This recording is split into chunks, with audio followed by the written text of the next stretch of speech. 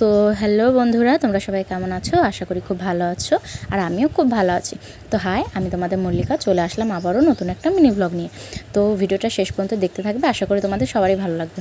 তো তোমাদের ওইখানে কোথায় কোথায় বৃষ্টি হচ্ছে তো একটু কমেন্টে জানিও। তো দেখো, অষ্টম প্রহরের প্রতিটা ভিডিও তোমাদের সাথে শেয়ার করেছি, সমস্ত ফটো ভিডিও খুবই আশা তোমাদের ভালো লেগেছে, সাপোর্ট করেছো, অনেক ভালোবাসা দিয়েছো। তো এটা ছিল রাত্রে রামায়ণ রাসলীলা দেখে পরের দিন নগর কীর্তন করে অতটা এনার্জি রেখে রাত্রে আবার রামায়ণ পাঠ শুনতে গেছিলাম। তো দেখো, যেমনটা রেডি হয়ে বেরিয়ে পড়েছি, বাড়ির কাছে ছিল, আর কেউ যায়নি, আর সবাই দিদিভাই কাকিমারা সবাই মানে খুব কষ্ট হয়ে গেছিলো। তারপরে এই বান্ধবীর সাথে আমরা একটু ফুচকা খেয়ে নিলাম, ফুচকা খাওয়ার পর ঘুগনি খেয়ে নিয়েছিলাম, আর কেউ আসেনি। আর এ নগরে যায়নি, তার জন্য এ এসেছিলো। তারপর আমরা একটু ঘুগনি খেয়ে নিয়ে দাঁড়িয়েছিলাম, ফটো তুলছিলাম, একটু ভিডিও দেখছিলাম, আর রামায়ণ পাঠ শুনছিলাম। এই দেখো, তারপরে একটু থেকে বাড়ি চলে এসেছি, বাড়ি এসে চেঞ্জ করে নিয়েছি। এরপরে তো অষ্টম প্রহর শেষ হয়ে যাবে, আর আবার এক বছরের অপেক্ষা, তার জন্য রাত্রে গেছিলাম যে লাস্টটুকু অবশ্যই দেখে আসি।